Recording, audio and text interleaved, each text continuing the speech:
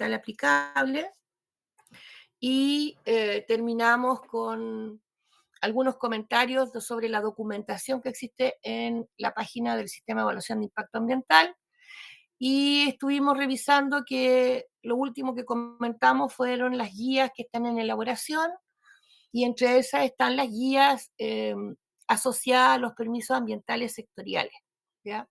Entonces, antes de partir con el tema de residuos, quiero pasar a revisar algunos puntitos del reglamento del Sistema de Evaluación de Impacto Ambiental. Y en eso estoy.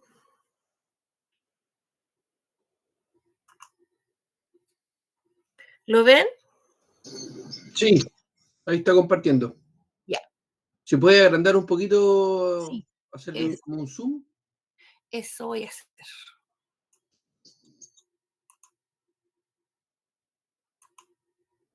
¿Por ahí? Excelente, muchas gracias. Ya.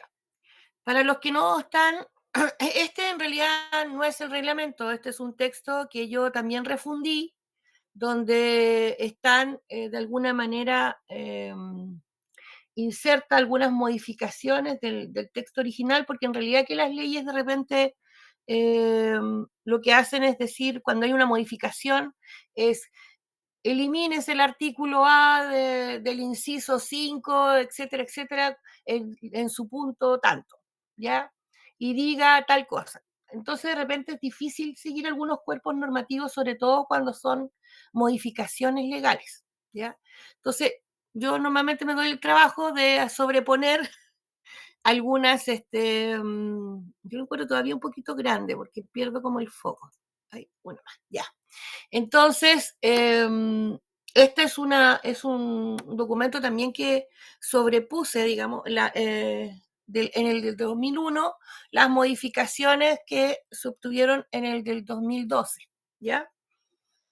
Bueno, como este fue un reglamento importante porque ya había una modificación de la ley de bases a través de la 20.417, también hubieron modificaciones sustanciales a aspectos importantes de la institucionalidad. Se eliminaba la Comisión Nacional del Medio Ambiente, se generaba el Ministerio, el Servicio de Evaluación Ambiental, y por lo tanto ya todas las partes donde decía Comisión Nacional del Medio Ambiente cambiaron por el Servicio de Evaluación Ambiental, entre otras cosas, y se agregaron igual muchos aspectos que no estaban considerados, pero que sí venían en la nueva ley y era importante desarrollarlo, ¿ya? Como hemos hablado varias veces, todos los cuerpos legales del área ambiental, por lo menos, y bueno, y varias otras también tienen una glosa o de definiciones, ¿ya? Y quizá aquí súper importante que yo les contaba que cuando estaba la CONAMA en la institucionalidad ante el 2010, había una COREMA, un comité regional ambiental, ¿ya? Y ahora, para el caso específico de las evaluaciones ambientales de los proyectos, se creó la comisión de evaluación, o COEVA que le llaman, ¿ya? Entonces, cambió su estructura, cambiaron también sus atribuciones, porque la COREMA en realidad que tenía mucho más atribuciones, miraba todos los aspectos del desarrollo ambiental, ¿ya? En cambio, esta comisión solo se radica en el sistema de evaluación de impacto ambiental y todas sus implicancias, porque todos los otros temas ahora los recoge la Seremi de Medio Ambiente, que tampoco existía antes, ¿ya? Bueno, también acá se habla, esto es súper importante con el tema de las modificaciones de proyectos, la letra G reconoce cuáles son aquellos proyectos que entran por modificación, ¿ya? Y cuáles son los que necesariamente, qué modificaciones debieran tener evaluación ambiental, indistintamente si es declaración o estudio, pero que sí debieran hacer una evaluación ambiental, ¿ya? Por ejemplo, las obras o acciones tendientes a intervenir o complementar el proyecto o actividad modificando sustantivamente la extensión, magnitud, duración de los impactos ambientales o proyectos. Aquí podríamos decir que por ejemplo, van a entrar los proyectos de hidrógeno que tengan distintas fases de desarrollo, ¿ya? Porque van a ir, al fin de cuentas, a hacer una ampliación de la producción.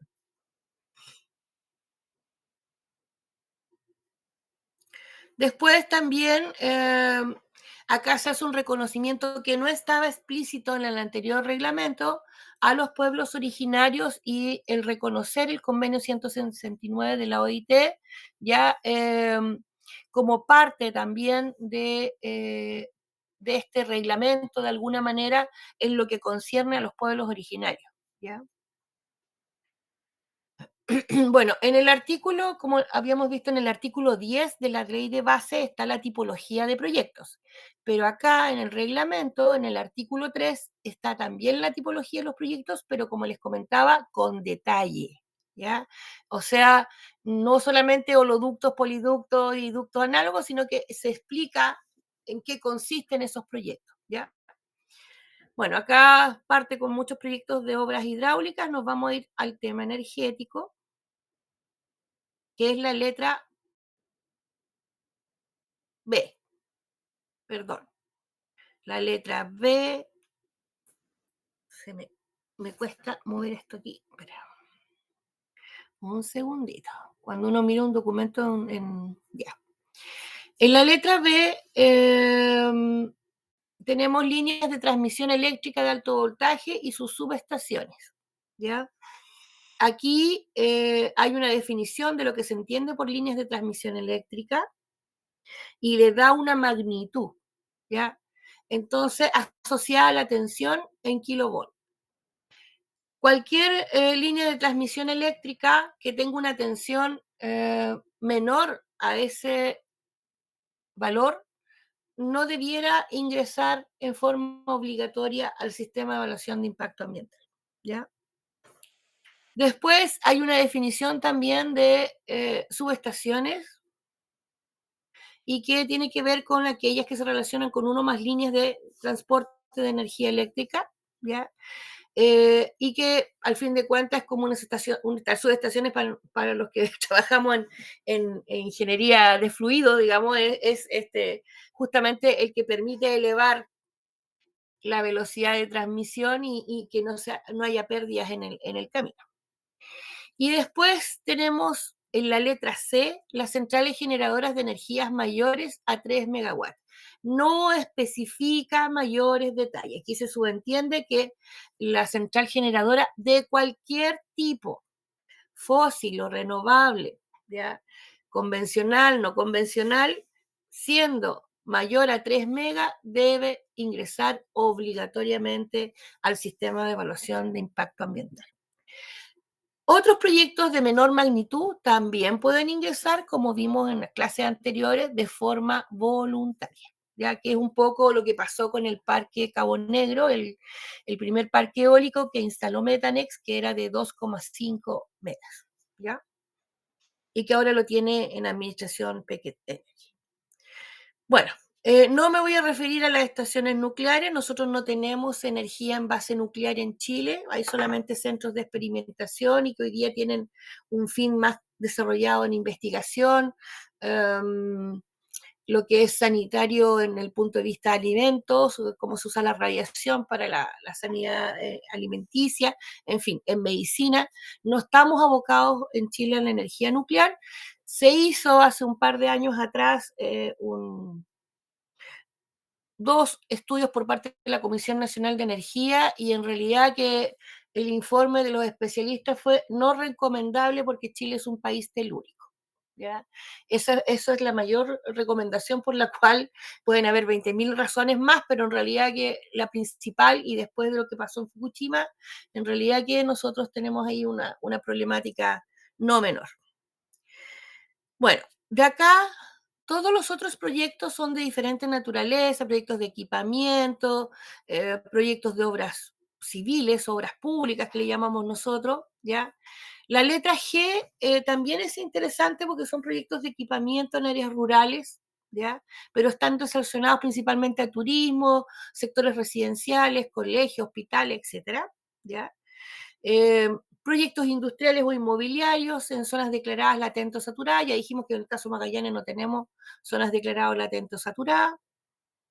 Proyectos de desarrollo minero, este sí tiene que ver con nosotros y es la letra I, y también está asociado al rubro energético. Lo que pasa es que nosotros nos tratamos de abstraer que tenemos una matriz energética todavía muy fosilizada, y esto sigue siendo parte de la letra I, proyecto de desarrollo minero, incluido carbón, petróleo, gas, comprendido en las prospecciones, explotaciones, plantas procesadoras, etcétera. ¿Ya? Ojo que dice plantas procesadoras y disposición de residuos y estériles. ¿Ya? Aquí ya tenemos un tema con los residuos. Y se entienden los proyectos de desarrollo de minero. Aquí caen varios que tienen que ver con la explotación de yacimiento. ¿Ya? Aquí hay un tema con las prospecciones, y se tuvo que hacer una aclaración con respecto a la región de Magallanes también, y se separó aquí Arica, Parinacota, Valparaíso, región metropolitana, y también tenemos aquí una descripción de los proyectos de disposición de residuos y estériles que se dispongan en residuos masivos, pero pensando siempre en residuos y estériles de proyectos mineros. ¿Ya? Cuando teníamos mina invierno, obviamente aquí también todo lo que era el botadero de residuos y estériles caía dentro de las tipologías que estaban dentro del proyecto. ¿Ya? Ojo que un proyecto puede tener más de una tipología por la cual ingresa al sistema de evaluación de impacto ambiental. ¿Ya? Dependiendo de la magnitud del proyecto y de las características que tiene, puede tener más de una tipología.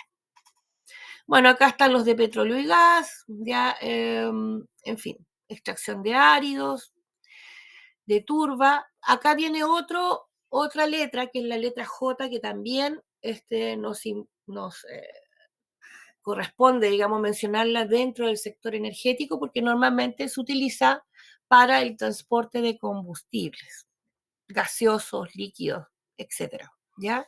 Y también de productos sin refinar, como son los oleoductos, donde van las líneas del petróleo antes de que pasen por un proceso de separación, ¿ya? Entonces también acá entramos en una tipología social al sector energético, aunque también hay otros ductos análogos, ¿ya? Y de hecho, como les contaba el otro día, tuvo que haber una definición de qué se entendía por ductos análogos, y ojo que acá se habla de ductos también dedicados al transporte de sustancias y o residuos, ¿ya? También, y esto mayoritariamente tiene que ver con residuos asimilables al sector minero, ¿m? Pero también podrían ser de otra índole.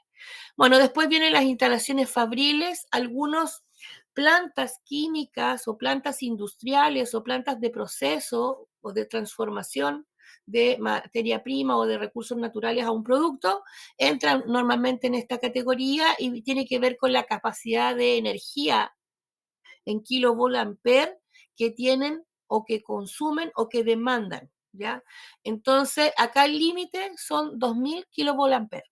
Sobre eso, también entra en la tipología, que esto considera la suma de todos los distintos tipos de energía y o combustibles utilizados, ¿ya? Si yo tengo una potencia de esas características y necesito para la planta, también esta tipología es parte del proyecto, ¿ya? Bueno, después ya vienen otras tipologías asociadas a la producción animal, Profesora, ¿sí? Perdón. disculpe, el tema de las instalaciones fabriles, lo de los 2000 kVA, ¿Mm? eso es la potencia que uno está consumiendo, ¿cierto? No tiene que ver necesariamente con el cuadro de carga, por decirlo así. No, dice, acá lo dice claramente, determinada por la suma de las capacidades de los transformadores de un Ahí establecimiento está, industrial. perdón. O Sí, sea, es la no, no, no, potencia consumible. exacto, así Ya, es, así ok. es. Porque aquí la característica de estos proyectos quieren decir que generan impactos, ¿ya? O sea, las cantidades que se ponen acá como límites de sí o no ingresar al sistema de evaluación de impacto ambiental, no se olviden que tienen que ver con prever los impactos ambientales, o sea, que sobre esas cantidades siempre van a haber impactos, ¿ya? Bueno, entonces, después habían las tipologías asociadas a la crianza, mataderos, procesamiento de carne. em, Hay mucho aquí, también se detalló mucho porque de repente no quedaba muy claro. Y aquí yo siempre lo menciono porque nosotros tenemos un proyecto emblemático en la región, ¿ya? M dice, proyectos de desarrollo de explotación forestal en suelo frágil, en terrenos cubiertos de bosque nativo, industria celuloso papel, o astilleros o plantas destilladoras elaboradas de madera, o sea, todo lo que podría ser, por ejemplo, producción de pellets entra acá, ¿ya? También de briquetas o astillas, ¿ya? A escala industrial, obviamente, y también la explotación forestal en suelos frágiles, ¿ya? Y acá empieza una también descripción de qué se entiende por proyecto de desarrollo o explotación forestal, y también hace una distinción en las regiones, ¿ya? Poniendo ciertas cuotas o límites de cantidad de hectáreas al año que son explotadas, ¿ya? Y acá, en el caso de Magallanes, ¿ya? Habla de 1.000 hectáreas al año. O sea, estamos hablando de proyectos bastante considerables de explotación forestal, que hoy día en Magallanes, así como un proyecto solo, creo que no existe. Como suma de proyectos sí, pero no como un proyecto solo. Pero existió un proyecto en particular, que no sé si alguno de ustedes se recuerda, que se llamaba Proyecto Trillium. Silencio. O son muy jóvenes o no son de la región. El de la No, forestal. El de la forestal, exactamente, sí. Fue un proyecto emblemático en el sistema de evaluación de impacto ambiental, desde todos los puntos de vista. Ese proyecto declaraba una explotación de más de 3.000 hectáreas al año, ¿ya? Y por lo tanto ingresó al sistema de evaluación de impacto ambiental como estudio, y yo creo que ha sido un ejemplo para quienes estudian evaluación ambiental desde todos los puntos de vista, cuando todavía, porque a él les pasó lo siguiente, entró en la época que era voluntario, 94, 97, pero los pilló eh, la parte cuando apareció el primer reglamento del 2001 y tuvieron que adaptarse también a ese reglamento. O sea, tenían el del 97, apareció el reglamento, y después tuvieron también que adaptarse al del 2001. Operó muy pocos años, ¿ya? El proceso de participación ciudadana fue tumultuoso. Vino gente de todos lados. Cuando digo de todos lados, incluso de fuera de Chile. ¿Por qué? Porque se estaba explotando en forma masiva un bosque milenario que era el Belenga, al sur de Tierra del Fuego, ¿ya? Entonces, habían muchos ojos sobre ese proyecto. Los únicos que querían el proyecto era la gente de Tierra del Fuego, porque obviamente Tierra del Fuego siempre ha tenido muchas fluctuaciones del punto de vista de desarrollo económico, pero había muchos retractores de ese proyecto. A diferencia de otros estudios de impacto ambiental, acá se generaron una serie de, como todavía no estaba el reglamento, una serie de consideraciones especiales que hoy día es difícil que se den, ¿ya? Pero que son interesantes de mencionar.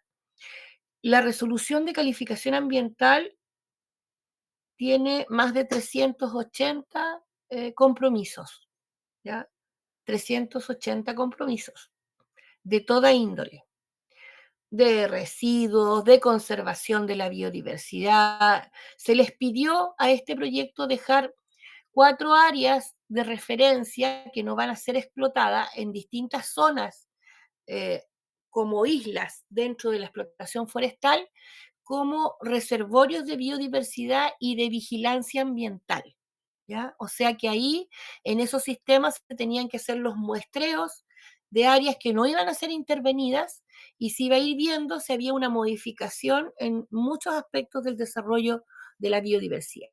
Tiene una de las líneas bases más extensas que yo he visto en un estudio de impacto ambiental, al extremo que salieron muchos papers científicos de ese estudio de impacto ambiental, ¿ya? Porque tiene desde el nivel de mamíferos superiores hasta insectos, ¿ya? Y tiene desde pequeños cuerpos vegetacionales asociados también a fungi o hongos, hasta obviamente el comportamiento de la lenga en lo que es flora, ¿ya? Pasando por toda la gama de eh, flora, flora desde el punto de vista de flores, ¿ya? Arbustos, en fin. En realidad que tiene un análisis muy detallado de todos los cursos de aguas de la zona. También hay todo un estudio sobre el castor, porque en realidad fue uno de los que entregó mayor información de cómo el castor estaba modificando los cuerpos hidrológicos. Entonces, es un estudio que vale la pena mirarlo, porque en realidad que es un ejemplo de muchas cosas y era, yo diría, el único estudio que a la fecha ha tenido un comité científico asesor. Dentro de las consideraciones de la RCA y de las observaciones de los distintos servicios, como era un proyecto de tal magnitud y que no se sabía realmente cuál va a ser el impacto real sobre el bosque milenario, se pidieron cosas como esa, un comité científico asesor que esté velando por eh, las modificaciones en los ecosistemas y que esté continuamente supervisando el plan de vigilancia ambiental del estudio, ¿ya?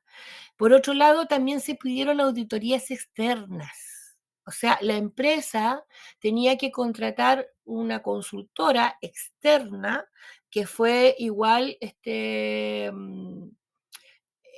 bien revisada por todos lados si no habían, digamos, interferencias con la empresa, y contratar una consultora externa que tenía que hacer un informe anual sobre el desarrollo del proyecto en cuanto a los 380 compromisos de la resolución de impacto ambiental. Se instalaron estaciones de medición de agua. La DGA todavía no tenía instalaciones de monitoreo de cuerpos de agua superficial. Ellos instalaron, ¿ya? Correntómetro, en algunos también se medían algunas características como material disuelto, etc. Entonces, en realidad que para mí es casi un estudio ambiental, un estudio donde, además de tener una línea base increíblemente importante, tiene una serie de eh, situaciones en las cuales se les pidieron informes de seguimiento del proyecto muy, muy robustos. Eh, Obviamente la empresa siempre reclamó y cada cierto tiempo decía que era exagerada la cantidad de cosas que le estaban pidiendo, que eso le significaba un costo muy, muy alto. Y en realidad, al final de los más de 3.000 hectáreas que iban a explotar, creo que no alcanzaron a explotar 300, mucho menos, ¿ya? Y eso fue como en un lapsus de 4 años. Entonces, ¿y qué pasó? Pasó que después ellos tenían una segunda fase en el proyecto, que era una planta procesadora en Bahía Gente Grande, ¿ya? Ahí en Tierra del Fuego. ¿Por qué Bahía Gente Grande? Porque pensaban construir un muelle para sacar los productos, ¿ya? Y los cuales iban a ser comercializados principalmente en la región de la Araucanía y zona centro-sur de Chile, porque había socios también que estaban en esa zona, ¿ya? Después otra forestal se hizo cargo, se hizo socio de los originales que eran norteamericanos, ¿ya? Entonces, en realidad que fue un proyecto emblemático, está en todos los libros de análisis de evaluación ambiental, ¿ya? Lo muestran siempre como un ejemplo de las cosas que se pueden llegar a pedir cuando no hay regulación, cuando no hay una seguridad de que los impactos puedan ser significativos y cuando en realidad un proyecto de productivo no ha logrado, porque no se conocen, ¿ya?, los impactos que pueda generar. Hoy día, con las guías que existen, con una serie de instructivos que ustedes ya han podido revisar, con varios reglamentos que se han estado implementando, es posible que ya no tuviera este proyecto si ingresaba hoy día 380 artículos, pero sí iba a ser muy observado, ¿ya? De todas maneras, porque es una especie endémica, y ustedes saben que la lenga tiene un periodo de crecimiento bastante lento, ¿ya? Ahora, otras forestales que están en Tierra del Fuego han seguido varios ejemplos de Forestal Trillium desde el punto de vista de vigilancia y manejo forestal y les ha ido bastante bien, ¿ya? Pero a una escala muchísimo menor de lo que originalmente este proyecto deseaba. Entonces, por eso les digo, tenemos aquí un proyecto emblemático donde hubieron manifestaciones, marchas, hubo de todo, ¿ya? Pero finalmente el proyecto se aprobó, pero con todas estas consideraciones, y estuvo en operación casi 4 años. Después la empresa declaró la quiebra porque la parte del proyecto de implementación de la planta procesadora que se quería en Bahía Gente Grande no lo lograron concretar.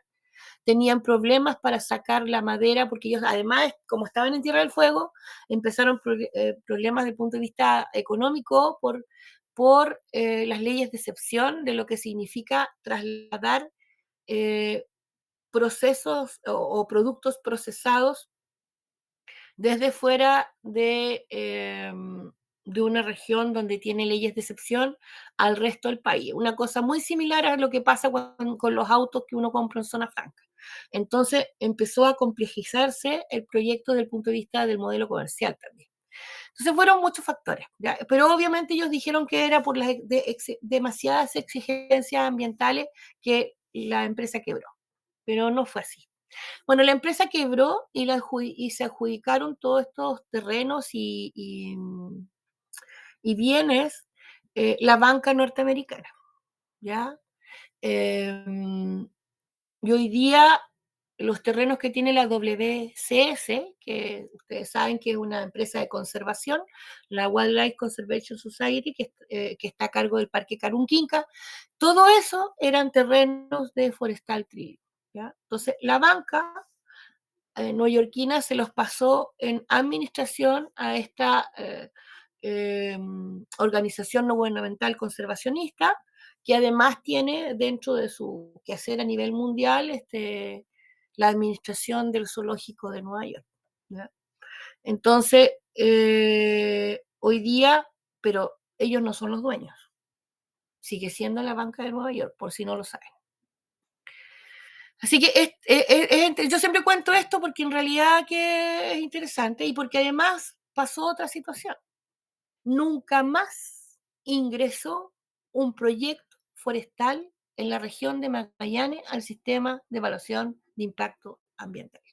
¿Por qué? Porque todos declaraban que iban a generar o explotar un menor número de hectáreas que lo que señala el reglamento y por lo tanto no han ingresado al sistema de evaluación de impacto ambiental, ¿ya?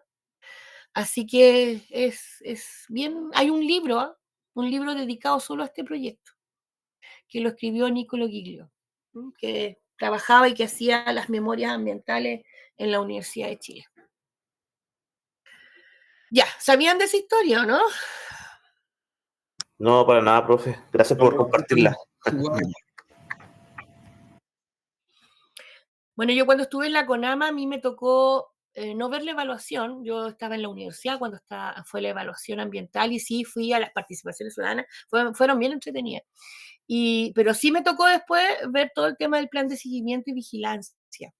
¿Ya? Y bueno, era realmente considerable los informes que llegaban. En ese tiempo no había nada digital.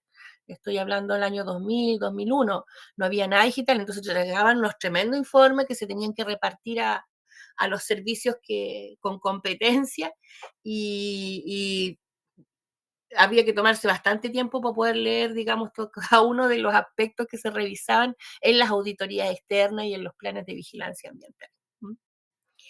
Ya, entonces estábamos en los proyectos forestales, después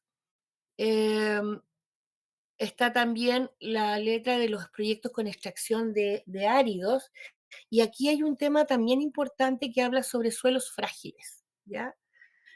Susceptibles de sufrir erosión severa debido a factores limitantes intrínsecos como pendientes, textura, estructura, profundidad, drenajes, etc.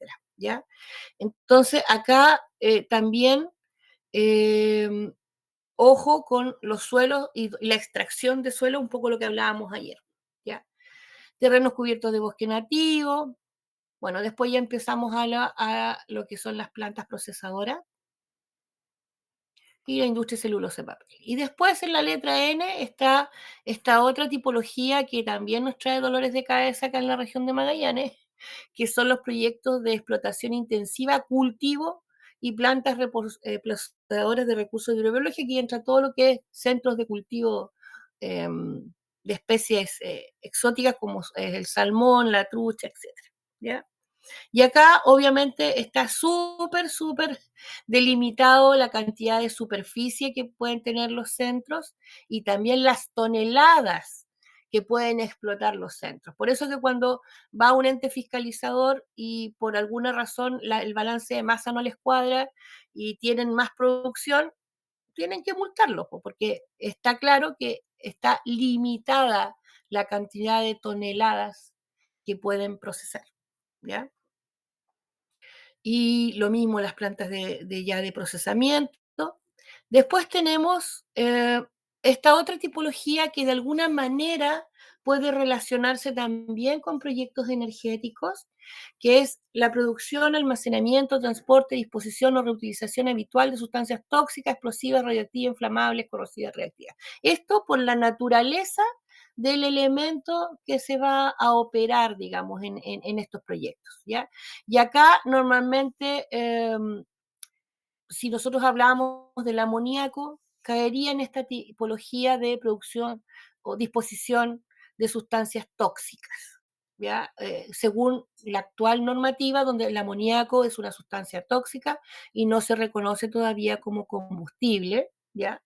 Sino que es una sustancia, un producto intermedio para diferentes fines, ¿ya? Entonces también podría caer en la letra Ñ1, ¿ya?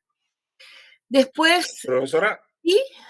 ahí para ver, por ejemplo, el tema de la minera, lo que pasó con minera invierno, Sí, yo tuve la suerte de ver el informe del manejo de explosivos, que era bastante inferior a lo que se usa en el norte, o sea, las vibraciones eran mínimas y los tonelajes también eran bajo los rangos que usted dice. ¿Por qué finalmente se desechó la posibilidad de utilizar explosivos de baja carga para la extracción, siendo que la minera también tenía un plan de renovación de suelo, porque la minera iba extrayendo la capa vegetal y la iba acumulando para después ir rellenando? Entonces era un plan súper innovador en el tema. a mí me produce sentimiento encontrado a mí en invierno. Me produce sentimiento encontrado porque siento que no era un proyecto malo, ¿ya? O sea, y se estaba haciendo cargo de muchos temas ambientales que otros proyectos no lo han hecho, de explotación minera, ¿ya? Tal como mencionaba, todo lo que era la recuperación de la capa vegetal de estos cerros de estériles que se producen en la explotación minera, estaba siendo súper bien llevado. Creo que ha sido uno de los, y lo digo siempre, es uno de los proyectos donde he visto mejor recuperación de capa vegetal y también un tremendo trabajo en lo que es reforestación, ¿ya? Donde sí resultaba, porque había una supervisión importante de varios ingenieros ambientales y forestales en la plantación de pequeños árboles endémicos, principalmente lenga, aunque también tenían algunas otras especies. Y se los digo porque a mí me tocó ver varios planes de vigilancia posterior a los incendios que ha tenido el Parque Nacional Torres del Paine y los procesos de reforestación. Yo no soy ingeniero forestal, soy ingeniero civil químico, pero sí he hecho, como les decía, varios cursos en temas ambientales y en ese sentido eh, uno puede ver muchas de las reforestaciones en el Paine y los árboles se secaron. Fueron colocados en áreas que tenían poca humedad, dejaron obviamente un procedimiento de crecimiento más bien natural y en zonas donde había mucho viento, en fin, sin tener las debidas precauciones o ir a hacer un monitoreo más permanente. En cambio acá uno veía cómo las lengas van creciendo, ¿ya? Y en un tiempo más eso va a ser casi un bosque donde pusieron reforestaron. Entonces, además de todos los sistemas de viveros muy modernos que tenían, semilleros, etcétera, súper importante. Entonces, desde el punto de vista de recuperación de suelo, de compensación, estaban trabajando muy, muy bien. En el tema de manejo de todo lo que es el polvillo del carbón y todo lo demás, también. Yo siempre recuerdo que yo estaba en esa época en la universidad y fuimos con un especialista de un centro de energía de España, él partió trabajando en temas de procesamiento de carbón. Él era especialista en gasificación, ¿ya? Y conocía muy bien todas las minas de carbón en España, Alemania y gran parte de Europa. Y bueno, cuando cruzamos la isla Riesco y me decía, ¿cuándo viene la mina? Y yo le digo, no, sí, faltan unos cuantos kilómetros. Va, me dice, pero no hay carbón por ningún lado. Yo le digo, no, porque el carbón está ya en la fuente de trabajo, en la franja donde se está haciendo la explotación a rajo abierto. Y en realidad llegamos al centro de ahí de visitantes que tenían esa pequeña sala de reuniones donde había que pasar los temas de seguridad, etcétera, etcétera, y después fuimos a la oficina y a él le llamó muchísimo la atención de que era todo tan limpio, ¿ya? Y que sí, obviamente el frente de trabajo tenía lo que consideraba. Entonces, había mucho buenas prácticas del punto de vista ambiental en la empresa, pero también se lo he dicho desde la gerencia para abajo, es que a mí lo que no me gustó es cómo llevaron el sistema de evaluación de impacto ambiental. Lamentablemente, si bien uno puede decir, no, teníamos una baja cantidad de explosivos, que según el punto de ellos el uso de material explosivo no iba a generar impacto significativo y por lo tanto no necesitaba un estudio de impacto ambiental, fue una mala decisión. Porque no siempre el ingresar como estudio es porque realmente tengo que medir los impactos, sino que también se tiene que evaluar cómo va a ser la participación ciudadana, cómo he hecho yo el seguimiento del proyecto y el monitoreo ambiental.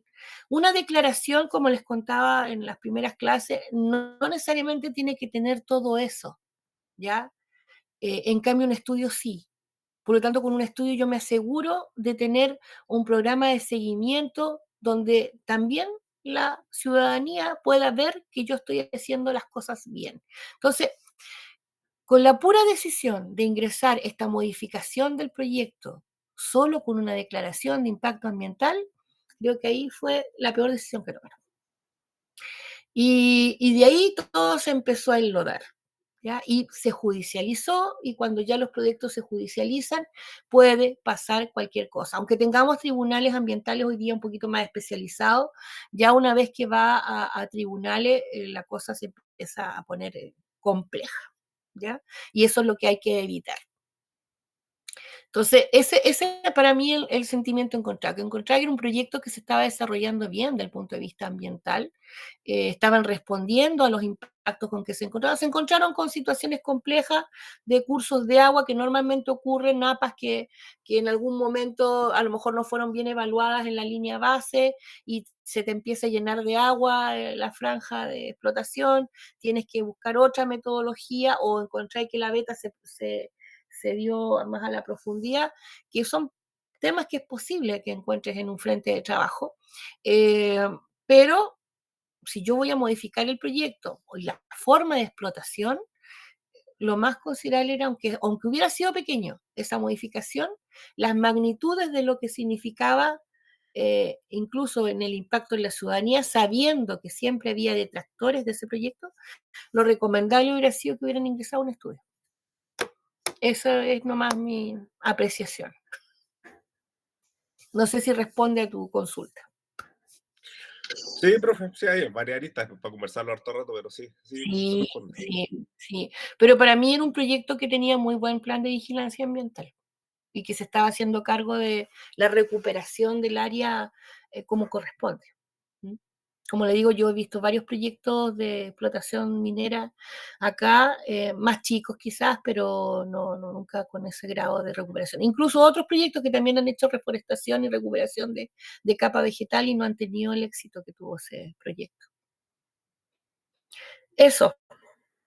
Ya, entonces estábamos viendo las tipologías y en específico aquellas que podrían estar asociadas a energía y a esta futura industria del hidrógeno que estamos vislumbrando, ¿no es cierto? Entonces, para nosotros, más que hidrógeno, ustedes saben que la mayoría de las empresas ha declarado que va a producir amoníaco, salvo HIF, que va a producir combustibles alternativos o combustibles carbono neutral, como le llaman. Y aquí habíamos visto entonces que en la letra Ñ1 es posible que haya una tipología para el manejo del amoníaco, ¿ya? Bueno, estábamos hablando de la sustancia explosiva y su implicancia. Bueno, me tengo que volver a mi invierno porque me acordé de otra cosa. Yo revisé cuando presentaron la declaración, la modificación del proyecto, y en ninguna parte mencionaban que el tema de los explosivos ya ha sido usado en otros proyectos que han sido sometidos al CIA. ¿Alguno puede acordarse de cuál? No sé, yo lo que sé que la empresa proveedora de los explosivos era Enaex, que Enaex tiene experiencia en Colombia, Brasil, Perú, en todo tipo de minera, y el explosivo que se iba a ocupar era un anfo de muy baja sismología, por lo Sí. tanto el efecto era de fragmentación y remoción súper bajo. Entonces, por eso me llamaba la atención que no pusieran problema por el tema del explosivo. De hecho, los barreros eran súper cortos. Sí, no, si no fue el tema por el lado del explosivo en sí. Ya, el tema en sí fue por un tema de no saber, voy a decirlo francamente, malos abogados. Esa es la verdad, malos abogados. El camino Vicuña y Andegaya, que está haciendo el Cuerpo Militar del Trabajo, también ingresó al sistema de evaluación de impacto ambiental y también tiene explosivos. Y es una zona prístina, a diferencia de Isla Riesco, que está sobreexplotada por la ganadería, fue devastada por incendios forestales en gran parte, hubo corta y tala desmedida de bosque para dejar terrenos libres a la ganadería. En cambio, el sur de Tierra del Fuego, muy poco conocido, una zona prácticamente que no tiene mayores intervenciones, salvo algunos vaquianos que viven en el sector, también se tenían que usar explosivos para poder abrir la senda, sobre todo en las zonas de roca o en las zonas donde ya tienes que pasar por un cerro.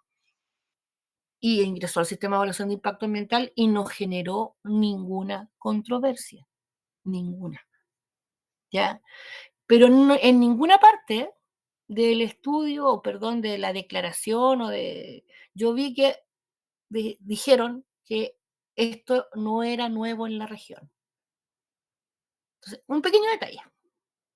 Por eso les digo, depende mucho de quién haya hecho la defensa. O sea, tal como mencionas tú, tiene muchas aristas. Pero el tema del impacto del explosivo en sí no fue el tema.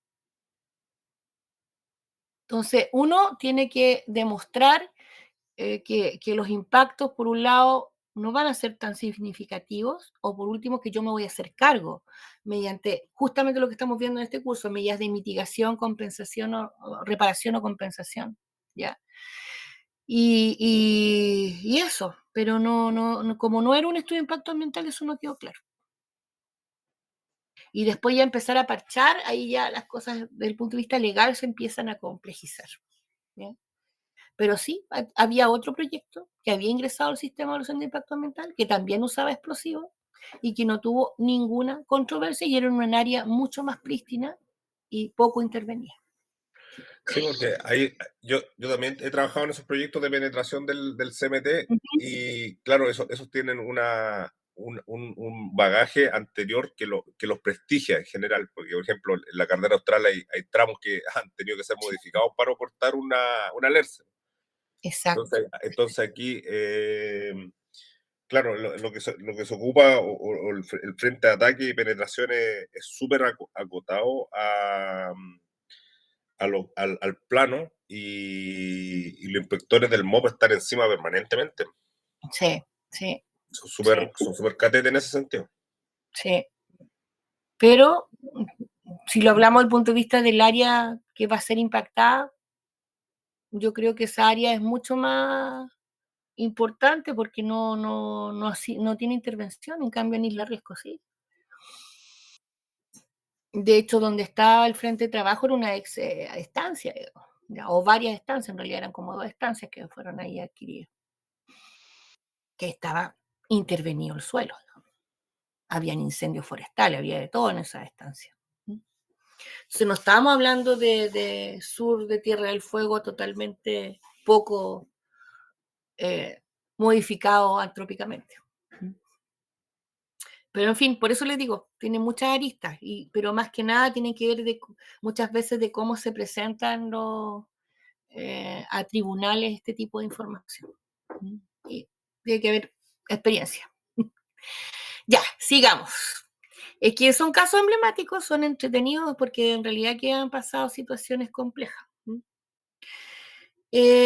Bueno, sustancias inflamables, aquí caen casi todos los combustibles y obviamente el hidrógeno también cae dentro de esta tipología, ¿ya? Corrosivas o reactivas, podría ser también de alguna manera algunas otras sustancias intermedias, pero no, esto está más asociado a ácidos que de alguna manera pueden reaccionar con metales y por lo tanto son corrosivas, ¿ya? O pueden reaccionar con otro tipo de compuestos y generar emisiones de gases, etcétera, ¿ya? Y todo lo que es transporte. Entonces, por un lado tenemos la producción, disposición, reutilización, y por otro lado el transporte de este tipo de sustancias, ¿ya? Entonces aquí lo más seguro es que van a haber proyectos que también van a estar dentro de la letra ñ, ¿ya? Saneamiento ambiental. La letra O es una letra que cuando el legislador la incorporó en el reglamento del sistema de evaluación de impacto ambiental, dijo que estos eran proyectos ambientales por naturaleza y que iban a pasar por un tubo. Eso es lo que muchos pensaron porque son proyectos tal como dice la palabra, de saneamiento ambiental. O sea, estoy mejorando la calidad ambiental de un lugar, colocando alcantarillado, agua potable, plantas de tratamiento, manejo de residuos, ¿ya? O sea, son proyectos para mejorar la calidad ambiental. Y sin embargo, han sido tan complejos como los proyectos de energía en el sistema de evaluación de impacto ambiental, ¿ya? Han sido muy, muy complejos. Hay lo vamos a ver, hay condiciones, pero realmente interesante el punto de vista de todo lo que ha sido la Farfana, por ejemplo, en Santiago, o sea, las primeras mega plantas de agua servida, de tratamiento de agua servida, los rellenos sanitarios que han ingresado al sistema de evaluación de impacto ambiental y que son, obviamente que la región metropolitana, dada la cantidad de habitantes que tiene todo, es como muy grande, ¿ya? Los emisarios submarinos, hemos tenido ahí varios reportajes de lo que significan estos emisarios y el seguimiento ambiental de ellos. En fin, los mismos riles, digamos, ya cuando tienes una bahía con varias tuberías donde ingresa algún ril de distintas empresas, ¿ya? O entra en un cuerpo de agua superficial como el río Biobío, por ejemplo, ¿ya? En fin, pero siempre uno pensó, y se los digo porque a mí me tocó trabajar con varios abogados que estaban sobre todo en la modificación del 2001, y todos pensaban que estos proyectos en realidad que iban a ser como el boom de, oh, no, con esto yo mejoro la calidad. Y sin embargo, cuando empezaron la evaluación ambiental, empezaron a complejizarse. Pero empiezan a complejizarse por varias cosas. Una, el lugar de ubicación. Eso es uno. Siempre les he dicho que aquí el lugar de ubicación, en realidad que mandata si el proyecto va a ser complejo o no desde el punto de vista ambiental. Segundo, la calidad de los estudios o declaraciones. ¿Ya? Yo siempre soy bien majadera en eso. A veces los proyectos no son malos, pero los estudios, los informes que se hacen de las declaraciones o de los estudios de impacto ambiental a veces sí. ¿Ya? Y eso significa que los proyectos se entraban porque no están bien explicados, porque no tienen todas las definiciones de cómo van a ser ciertas partes del proceso, ¿ya? Porque no han hecho una buena línea base, ¿ya? En fin, porque hoy día se van sumando más cosas, porque no, si yo llego con una nueva tubería, con un reel, y tengo varias, tengo que ir sumando los efectos sinérgicos en las modelaciones de mi pluma de contaminación, en fin, se hacen complejos, ¿ya? Son de mejoramiento ambiental, pero también han sido complejos desde el punto de vista del desarrollo del proceso del sistema de evaluación de impacto ambiental. Acá están bien delimitados, ¿ya? Y normalmente están asociados a la definición de lo que es una fuente emisora, ¿ya? Y las fuentes emisoras están asociadas a toneladas de producción de contaminante o a cantidad de habitantes equivalentes, ¿ya? Que puedan generar, en el caso de los rieles, por ejemplo, que puedan generar esa misma cantidad de contaminación. Y por lo tanto, en el caso de las plantas de agua servida, está delimitado a aquellas que tengan mayores a 10.000 habitantes. O sea, ¿dónde podrían instalarse una planta que tiene que ingresar al sistema de evaluación de impacto ambiental pensando en la región de Magallanes?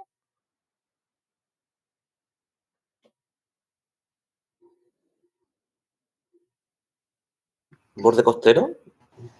No, estoy hablando de localidades que Ah, cumplen con esa característica. Aquí en Punta Arenas y en Puerto Natales. Exactamente.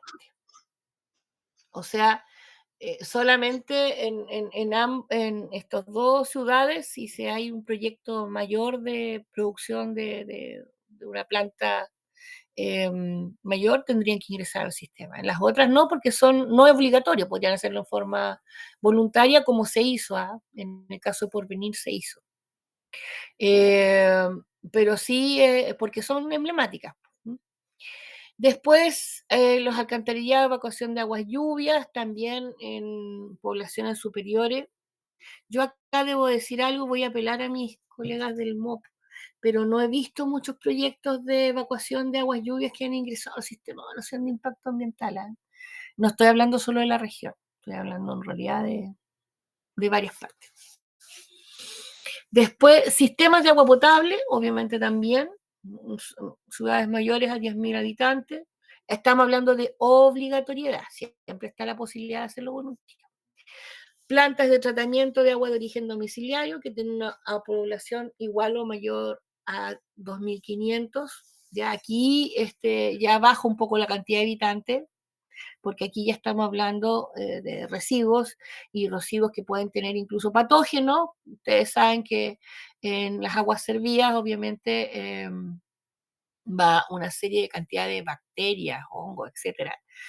Y por lo tanto tienen un grado de punto de vista de riesgo mayor. Plantas o tratamiento y disposición de residuos sólidos de origen domiciliario que entran todas, ¿ya? Relleno sanitario, estaciones de transferencia, centros de acopio, pero siempre que atiendan a un lugar que tenga mayor a 5.000 habitantes, ¿ya? Profesora, Sí, Punta Arenas tiene plantas de tratamiento de agua servida, porque yo lo que he visto en la costanera, y le pregunto, que no sé, he visto como unas plantas de elevadora que están aquí frente a la consulado de Argentina y otra allá cerca de Kuzmannavich. Hay como dos plantas ahí que son elevadoras, pero o son moledoras para verter directamente al estrecho. ¿Qué es lo que es eso, sabe usted? Sí, y a mí también me tocó ver ese proyecto que no ingresó al sistema de evaluación de impacto ambiental porque la empresa que estaba en esa época señaló que los trabajos se habían iniciado el año 92 y la ley de base partió en el 94. Y por lo tanto, algunas modificaciones que hicieron del proyecto ya no habrían entrado porque el proyecto venía de antes de la ley de base. Bueno, hicieron toda una justificación legal para no ingresar, pero en lo que consistió fue en concentrar las aguas servidas en Bulnes y Avenida España, y generar finalmente en Avenida España un colector que captura todas las aguas servidas que vienen de la población desde el sector sur, centro y norte, ¿ya? Y lo lleva a una planta de pretratamiento que está ahí en Tres Puentes, frente al cementerio Cruz de Froward, entre el camino que va al aeropuerto y el que nosotros llamamos el camino viejo de Río Seco, ¿ya? Esa es una planta de molienda, trituradora, ¿ya? Que lo que hace es justamente reducir de tamaño aquellos sólidos, tiene unas cribas también, unos sistemas de filtro de mayor escala para sacar los residuos de mayor tamaño, y esos se sacan y se llevan al vertedero, ¿ya? Y el resto pasa por un sistema de especie de molienda, tampoco es tan sofisticado, y de ahí va a un ducto o un emisario submarino que sale justamente por donde está Malatrasi, esa zona de ahí, justamente del camino de, de Río Seco, que uno le llama, o de Barranco Amarillo, y de un emisario que no me recuerdo cuántos kilómetros tiene de extensión. O sea, hay un pretratamiento, que es, al final de cuentas, reducción de sólidos de mayor tamaño, una pequeña molienda, y de ahí al emisario. Eso es lo que es. Planta de tratamiento de agua servida y en Natales y en Porvenir. ¿Sí? Ya. Sí, que me quedó claro porque yo juraba que eso era Agua Magallanes, lo que estaba ahí, donde dice usted que se muele todo. Bueno, es Aguas Magallanes, po. No, pero es agua potable, digamos. Ah, no. Esa es la planta de reducción de sólidos de mayor tamaño. Sí. Y la planta de Natales y la de Porvenir tienen tratamiento biológico, ¿ya? Son plantas de lodos activados también. Y uno de los problemas, si pensamos ahora asociarlo y empezar a conversar sobre los temas de residuos, que yo se lo estoy mezclando entre medio, es justamente que uno de los grandes residuos complicados que se vio después de que uno conoce la tecnología, porque antes no se conocía mucho, son los lodos que quedan de la planta de tratamiento de agua servida. ¿Ya? Y esos lodos tienen un cierto porcentaje de agua que se les debe retirar y ahí recién hacer una disposición final. El vertedero de Natales ha tenido muchos problemas porque ha llegado, porque como no tienen control de humedad, no hacen ningún tipo de control porque es un vertedero, no es un relleno sanitario, ha tenido muchos problemas justamente por la humedad con que llegan esos residuos, ¿ya? ¿Y por qué en otros lados donde han ingresado con estudios de impacto, que han sido declaraciones, tanto Natales como Porvenir han sido declaraciones? La Farfana, por ejemplo, uno de sus grandes problemas que tuvo, porque tuvo también muchos temas de denuncia ciudadana, en fin, fue por los olores de los lodos, porque ellos propusieron canchas de secado. Por lo tanto, al solcito se evaporaba, ustedes ya saben qué, y obviamente los mercaptanos y todos estos compuestos orgánicos asociados a los residuos, y no tenían un control, en una planta de tratamiento biológico, ¿no es cierto?, pero que no tenía finalmente una etapa de desinfección de los lodos, solamente tenía una etapa de desinfección de las aguas, ¿ya? Para retornarlas a donde fuera la evacuación, obviamente vas cumpliendo las normas de RILE, pero los lodos no. Entonces, después se tuvo que sacar una norma de lodos a raíz de estos megaproyectos en la región metropolitana, que cumplieran ciertas características para poder ser dispuestos en algún lugar. ¿ya? Pero ese es un problema de las plantas de tratamiento biológico, digamos, los lodos que quedan finalmente residuales. Profe, Y ¿qué diferencia hay entre un relleno sanitario y un vertedero? Me quedo la duda. mucho. Definición básica: vertedero, sistema no controlado; relleno sanitario, sistema controlado. Desde el punto de vista que tienes una balanza al inicio, donde pesas la cantidad de residuos que se traen, donde le exiges al que llega que tienen que tener cierto porcentaje de humedad los residuos para ser asimilables a domiciliarios, porque en realidad los domiciliarios ya se conoce más o menos las características que tienen, pero llegan tipos que son industriales como estos, como los rellenos sanitarios, que tienen que cumplir la normativa del Código Sanitario que dicen que ser asimilables a residuos domiciliarios, ¿ya? Y los residuos domiciliarios no tienen tanta agua, entonces de partida tienen que llegar con un porcentaje de humedad registrado por un laboratorio específico, y el relleno sanitario es un sistema en el cual yo pongo un impermeabilizante o varios impermeabilizantes de manera que los residuos no entren en contacto con el suelo ni las napas subterráneas. Tengo un sistema de control de lixiviados, ¿no es cierto?, estos líquidos que se generan por la descomposición de la basura, y por lo tanto una planta de tratamiento de lixiviados. Tengo control de gases, todo lo que es la descomposición también genera lo que hemos visto, gases de efecto invernadero, principalmente metano, ¿ya? Y normalmente tengo también una planta de tratamiento de ese metano, ¿ya? De hecho tenemos y aportan al sistema interconectado varios rellenos con pequeñas plantas de biogás, ¿ya? Entonces, todo eso tiene que tener un relleno sanitario. O sea, control de residuos líquidos, control de gases, disposición de la basura en celdas que tienen ciertas dimensiones y características, cobertura diaria de un espesor no menor a 10 centímetros de suelo o tierras que me permitan que no anden tantos pajaritos y otros vectores sobre la basura, ¿ya? Entonces sí, estamos hablando de versus un manejo de un vertedero que es un hoyo donde yo tiro la basura y cuando tengo tiempo la tapo con tierra. Y le pongo ciertos dispositivos que normalmente son unos tubos enterrados hasta cierta profundidad y que de ahí salen los gases para evacuar los gases, y lo que hago cada cierto tiempo es prenderle, tener un chispero ahí para que se quemen esos gases porque no hay tratamiento, ¿ya? Eso es lo que es un vertedero, donde no se pesa, no se clasifica, en fin. Gracias, profesora. María Luisa, yo conocí la planta de tratamiento de agua servida de Natale. Hace un par de años atrás llevé alumnos del área de prevención. Y tú tienes razón, porque a pesar de que tienen buena tecnología, todo lo que tú quieras, pero los olores eran terribles. O sea, fui única visita y nunca más. Y de ahí los chicos quedaron fascinados, sí. Y lo que sí llevaba a los tratamientos de agua potable de Aguas Magallanes acá en Punta Arenas. Ya. Sería muy interesante si mis compañeros no han ido a visitarla.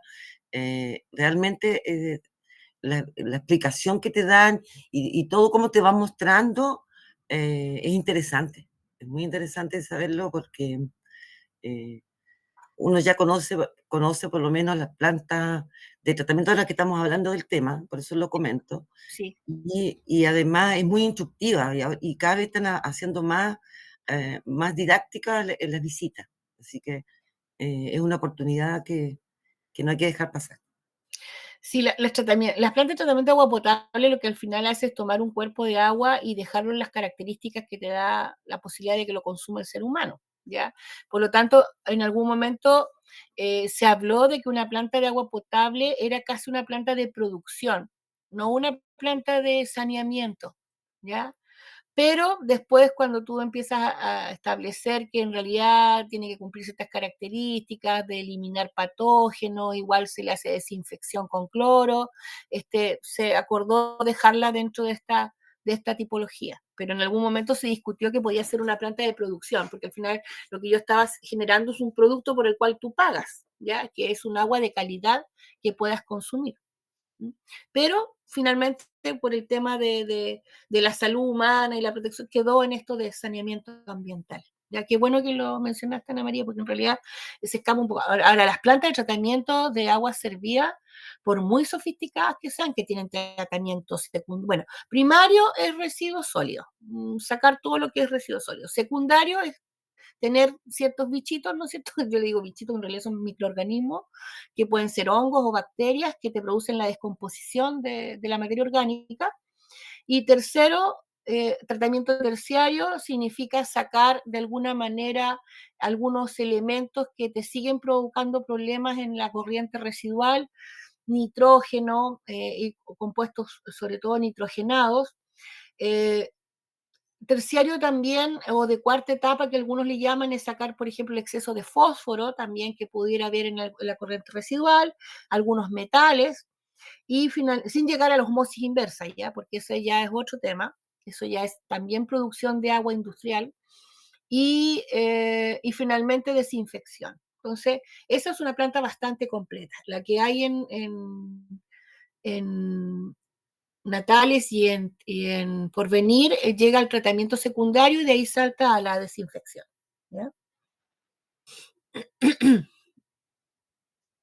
Bueno, también contarles que en la desinfección se los comento, porque a veces algunos proyectos de menor escala no incluyen cloración, sino que incluyen radiación ultravioleta. Ustedes saben que la radiación ultravioleta también desinfecta, mata todo, digamos, ¿ya? Pero, y que en muchos países es aceptada, y casi igual que en el caso del cloro, pero en Chile nuestro código sanitario es un poquito más estricto, entonces tienes que demostrar, puedes tener radiación ultravioleta, pero aquí normalmente te van a seguir exigiendo cloro, porque en el caso de la radiación ultravioleta, salvo que sea un dispositivo de última generación, los tubos donde pasa el agua, digamos, empiezan a taparse. Por lo tanto, la superficie efectiva de radiación de esas aguas empieza a perderse. ¿Ya? Entonces, me acuerdo haber visto varios proyectos que ponían radiación y decían, qué modernos, están usando, digamos, un sistema bien efectivo también, pero en el caso de las aguas residuales, sobre todo cuando tienen un componente más grasoso, se empiezan a depositar en la superficie de los tubos y por lo tanto tienen que estar limpiándose muy frecuentemente, cosa que no ocurre y por lo tanto se empiezan a pasar igual bacterias y cosas que no quieres que te pasen, digamos, en el agua final. ¿Mm? Porque ahí tus coliformes se te van a las nubes en el plan de vigilancia ambiental. Entonces, por eso que seguimos mucho más con plantas de cloración. Ya, emisario submarino, ya habíamos hablado que en Punta Arenas tenemos un emisario submarino para las aguas servidas. Los riles, tenemos hartas plantas. Acá pasó un fenómeno cuando salió el decreto 90, me imagino que muchos lo manejan, lo conocen, el decreto 90.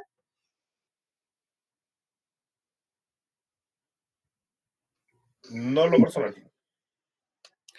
Bueno, el decreto 90 es una norma ambiental que también bajo el paraguas. No la vimos ayer porque es de aguas y yo le dije no me iba a meter en el tema de agua, pero se las voy a comentar.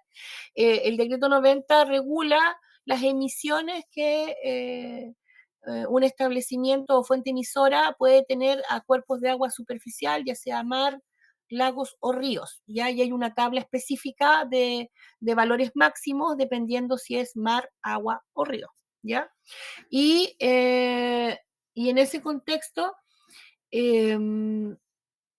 cuando salió el decreto 90 empezaron a ingresar sistemáticamente muchos proyectos de plantas de riles. ¿Ya? Y pasó una cosa especial porque resulta que esas plantas de riles eran de procesos industriales que no habían sido sometidos al sistema de evaluación de impacto ambiental. Entonces, los primeros proyectos fueron medios complejos de evaluar porque de repente tampoco el titular del proyecto explicaba muy bien por qué tenía esos componentes en su agua, ¿ya? Entonces había que ir un poquito más atrás y conocer, y se les empezó a pedir también cuáles eran las características de la planta de proceso, porque eso me daba que los volúmenes o ciertas concentraciones se justificaran en la planta de tratamiento. ¿ya? A muchos titulares no les gustó eso, porque se supone que estaban ingresando sobre la planta y les empezaron a preguntar en la planta de proceso, pero era necesario, porque si no tenían una buena descripción del RIL, del residuo industrial líquido, era necesario saber qué es lo que estaban produciendo o procesando para que llegues a tener ciertos niveles de concentración. ¿Ya? Así que es una anécdota nomás, que también en algún momento fueron complejos de evaluar cuando recién partieron las plantas de tratamiento de RIL. Ahora ya no, ahora ya es como un habitual. Bueno, la Superintendencia de Servicios Sanitarios tiene ya mucha experiencia en el tema, hay muchos instructivos para evaluar este tipo de planta, entonces ya no tienen esa problemática que tienen antes. Bueno, y planta de tratamiento y disposición de residuos sólidos de origen domiciliario, relleno sanitario, estaciones de transferencia. Aquí, ustedes saben que en Magallanes hemos tenido muchos estudios de impacto ambiental y ninguno se ha implementado, ¿ya? El único que se implementó o se empezó a implementar fue en Natales, y ahí pasó una situación compleja también, pues, cuando se aprueban los proyectos y se dejan condicionados. Ese proyecto se dejó condicionado a hacer un monitoreo que debió haber estado en la línea base, ¿ya? Por eso que yo les digo siempre que estos híbridos son medios complejos, ¿ya? O se deja todo pedido o se le pide al titular que definitivamente haga los estudios que corresponden, pero como siempre, estos son proyectos que empiezan a presionar, que haya apuro, que no sé qué, que la inversión. La cosa es que quedó condicionado a que iban a ser un monitoreo posterior de un riachuelo que pasaba por la zona del relleno sanitario y que obras hidráulicas del MOP no les otorgaba el permiso sectorial si es que no hacían ese monitoreo y toda la evaluación. Bueno, y una obra para hacerse cargo de ese riachuelo. ¿Qué pasó? El riachuelo apareció cuando estaban en algún momento evaluando, hicieron que época de deshielo, hubo mayor nevazón ese año, deshieló y obviamente ese riachuelo ya no se transformó en un curso chiquitito, sino que un curso un poquito más grande, que significó que Obras Hidráulicas les pidiera, cuando ya estaban en etapa de construcción, una mejora en el proyecto porque si no le iban a revocar el permiso, una cosa súper extraña, ¿ya? Pero del permiso ambiental sectorial. Entonces tuvieron que pedir un suple al gobierno regional y presentar este nuevo proyecto que se hacía cargo de este chorrillo que pasa por el relleno sanitario. Y ahí quedó la pelotera en el Consejo Regional, entre que porque estaban pidiendo un suple, que por qué no lo vieron antes, que si el diseño estaba bien, que si el diseño estaba mal, y ahí está enchampado. Y no hay relleno sanitario en Natalia. Entonces, ahí hubieron muchas culpas compartidas de muchas instituciones, del municipio y varios que en realidad cuando se aprueban condicionados los proyectos pueden pasar ese tipo de problemas. Es mejor que las condiciones sean menos complejas que el que estén supeditadas a tener que hacer una nueva obra, porque en este caso lo que significó es hacerse una nueva obra, un nuevo diseño de ese relleno en la misma etapa de construcción. ¿Ya? No, complejo. Y ahora, no hace mucho se aprobaron el centro, que ya no se llama relleno sanitario, porque también quieren incluir un poco de reciclaje, un centro de gestión de residuos en Porvenir y un centro de gestión de residuos acá en Punta Arenas. Hace poco que obtuvieron resolución de calificación ambiental, pero ya no son los primeros, se han habido otros. Entonces, ahora hay que esperar si estos realmente se van a implementar o no. ¿Ya? Pero sí, estamos al debe con los residuos sólidos domiciliarios en Magallanes. ¿Ya? No estamos teniendo todavía ninguna instalación que cumpla la normativa vigente. Esa es la verdad. ¿Ya? Bueno, contemplen dentro de sus instalaciones lagunas de estabilización. Me acuerdo que las lagunas de estabilización diferencian los ingenieros civiles hidráulicos de los ingenieros civiles químicos.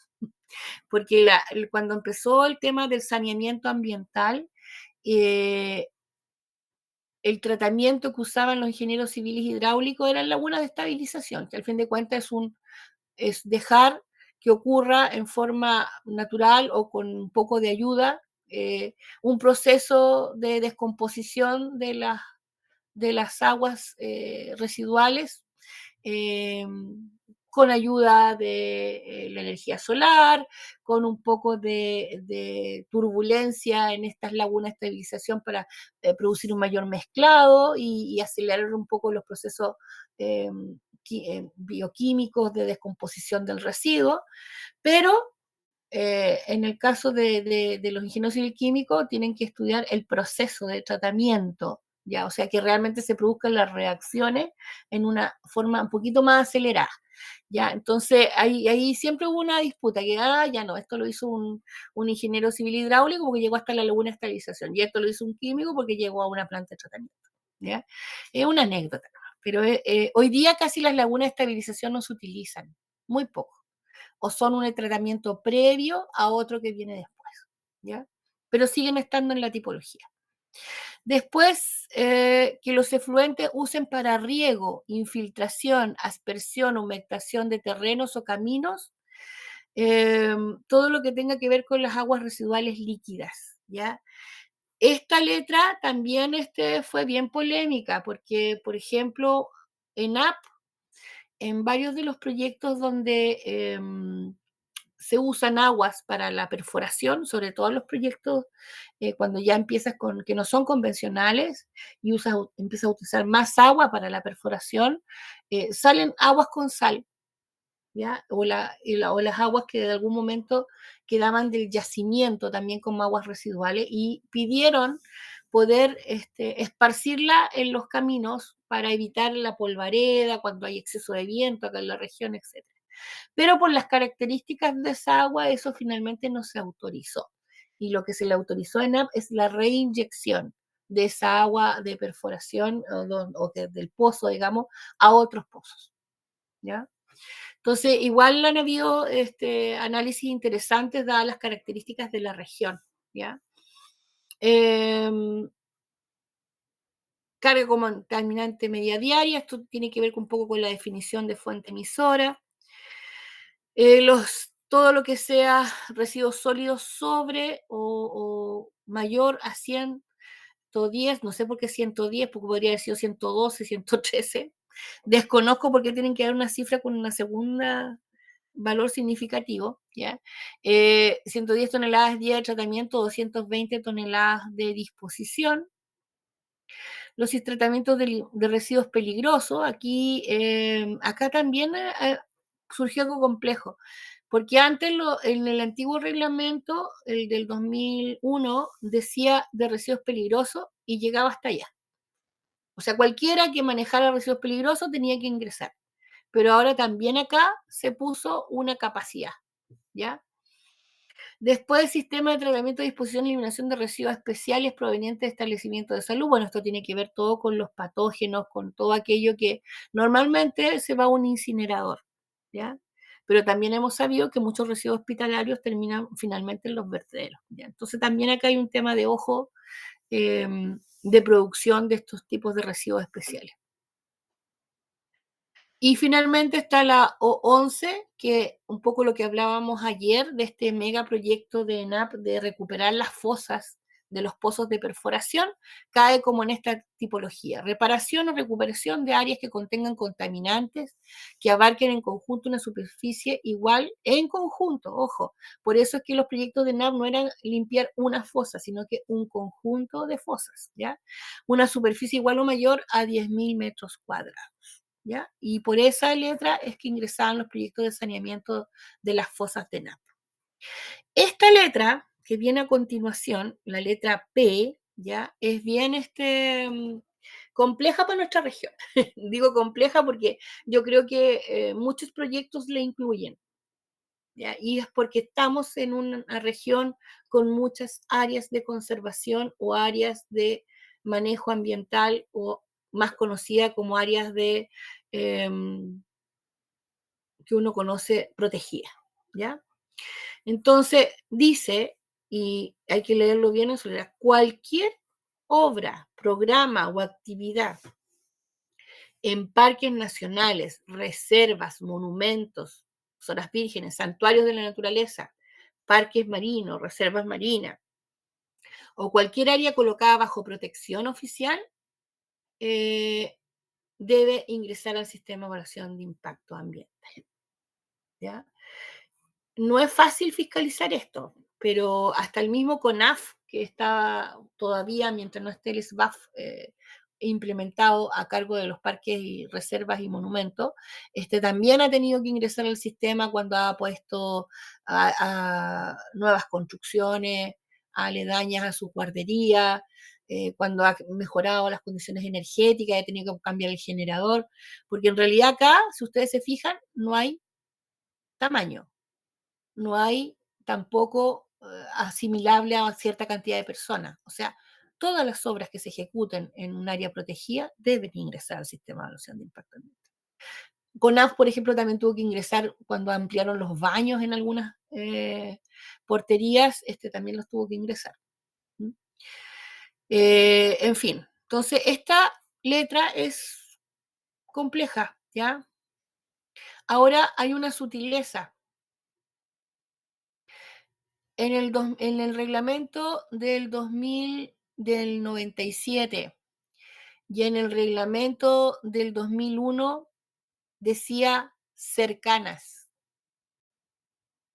Ojo, era mucho más todavía las implicancias ambientales con respecto a las áreas de protección.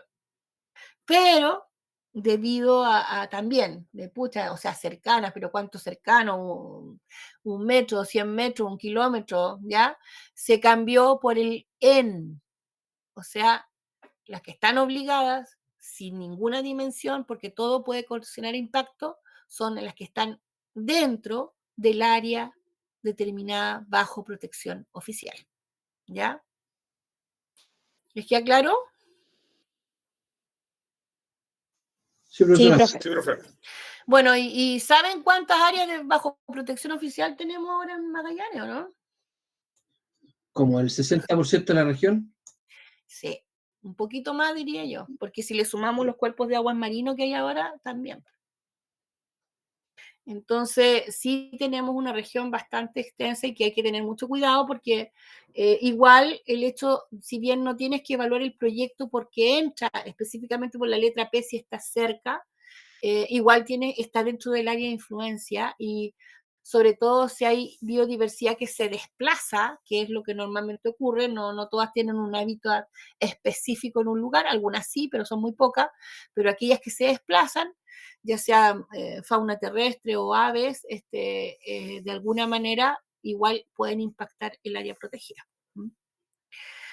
Bueno, la otra letra que entró en el reglamento del 2001 y que sigue estando es la letra Q, aplicación masiva de productos químicos en zonas urbanas, rurales.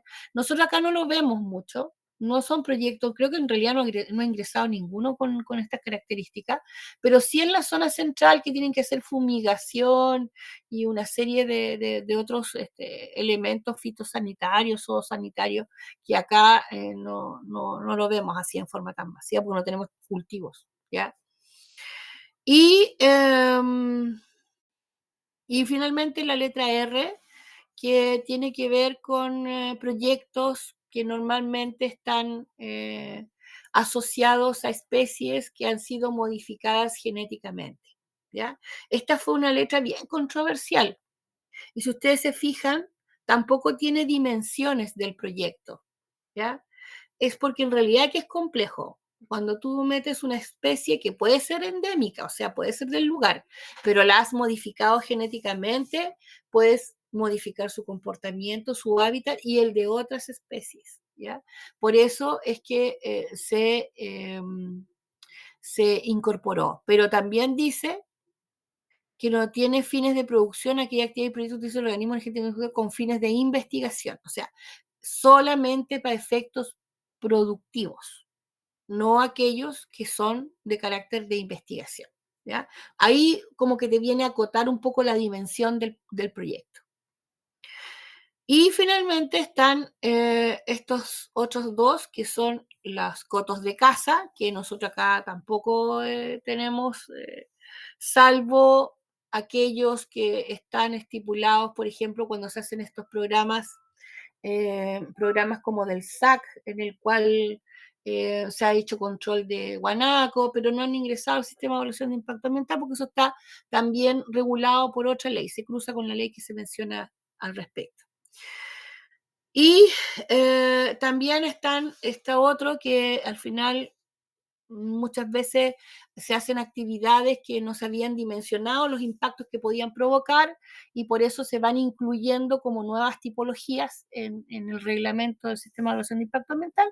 Y aquí dice obras que se concesionen para construir y explotar el subsuelo de los bienes nacionales de uso público, y que tiene que ver un poco con el tema de justamente lo que hablábamos ayer de manejo de tierras a cierta profundidad, pero que sean bajo la tutela de bienes nacionales de uso público, ¿ya? Los bienes nacionales de uso público, si bien son bienes fiscales y están registrados por el Ministerio de Bienes Nacionales, la tuición la tienen los municipios, ¿ya? Y esos son todos los proyectos que obligatoriamente deben evaluarse ambientalmente, ya sea a lo menos por una declaración, y bueno, y dependiendo si tiene impacto significativo, que estén en el artículo, ¿no es cierto?, 11 de la ley, o sea, con las 6 causales que vimos el otro día, debieran, digamos, ingresar por estudio, ¿ya? Bueno, yo me voy a saltar lo que es la parte de procedimiento del sistema de evaluación de impacto ambiental. Ustedes saben que acá lo importante es que se genera un estudio, una declaración, se manda a los servicios con competencia ambiental y estos emiten sus observaciones a través de un informe que se llama IXARA y después los titulares del proyecto responden en lo que se llaman las adendas, ¿ya?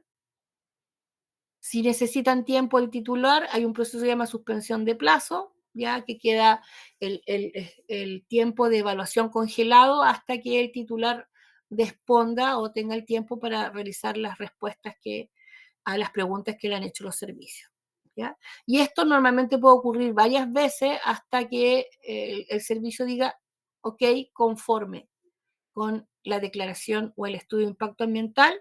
Finalmente se laboralice el informe consolidado de la evaluación, que concentra la opinión final más la ponderación de la participación ciudadana si corresponde, y se va al comité de evaluación ambiental, quien finalmente vota por la aprobación o rechazo del proyecto, ¿ya?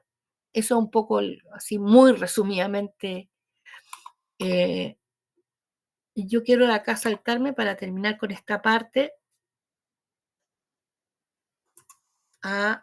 bueno, todos estos procedimientos, esto fija plazos, etcétera, ¿ya? Que uno lo ve mucho más claro cuando revisa un expediente de un proyecto. Voy a irme más adelante hasta el artículo. Esto se lo envié a este documento, lo tienen ustedes, por si acaso. Y habla de la participación, los planes de... Ya. Esto es importante porque es un poco lo que tenemos que ver acá en el curso. Medidas de mitigación, reparación y compensación. ¿Qué es lo que se les pide? Ojo, que estos planes son solo para los estudios de impacto ambiental. Eso no quita que, como les contaba, también tenemos estos híbridos, ¿ya? Que de repente también se les pide estos planes de mitigación que no debiera ser. Porque el estudio de impacto ambiental es el único informe que contiene un capítulo específico de evaluación de impactos ambientales y donde debe identificarse los impactos ambientales, cuantificarse, o sea, ponerle una ponderación y finalmente hacer una jerarquía. ¿Eso qué significa? Identificar cuáles son los impactos más importantes que tiene el proyecto y que son significativos para algún componente del medio ambiente. Y sobre esos impactos significativos que identifica el titular es que yo aplico estas medidas, ¿ya? O voy a mitigar el impacto, o voy a reparar el impacto que se produce, o finalmente voy a hacer una compensación porque el impacto es irreversible, ¿ya? Entonces, estos planes deben estar entregados en los estudios de impacto ambiental, ¿ya? Y se entiende por medida de mitigación las que impiden o evitan el efecto adverso, ¿ya? Completamente el efecto adverso mediante la no ejecución de una obra o de alguna de sus partes, las que minimizan o disminuyen el efecto adverso significativo y las que minimizan o disminuyen el efecto adverso significativo mediante medidas tecnológicas, ¿ya? Entonces, si yo contengo esto, yo me hago cargo, digamos, del impacto ambiental porque estoy aplicando medidas. Reparación se entiende por reponer uno o más componentes de los elementos ambientales a una calidad similar a la que tenía antes del proyecto, ¿ya? Como por ejemplo reparar el suelo, todo lo que hemos visto de lo que hablamos de mini invierno, ¿no es cierto? La reforestación, el poner capa vegetal en los áridos extraídos o en lo que son, ¿no es cierto?, los residuos de la explotación minera, todo eso es reparación, ¿ya? Y finalmente compensación, dice la medida que tiene por finalidad producir o generar un efecto positivo alternativo equivalente al efecto adverso, que no sea posible de mitigar o reparar, ¿ya? Y el caso más característico es la reforestación del punto de vista de que si yo corto árboles, tengo que plantar árboles, ojalá de la misma especie, ¿ya? Bueno, esto igual es importante. Dice, los lugares donde se adopten las medidas, los efectos de las medidas de mitigación, reparación deberán producirse en las áreas o lugares en que se presenten o se generen los impactos significativos. O sea, no lo puedo ir a hacer unos cuantos kilómetros más allá, tengo que hacerlo donde está el impacto que yo generé.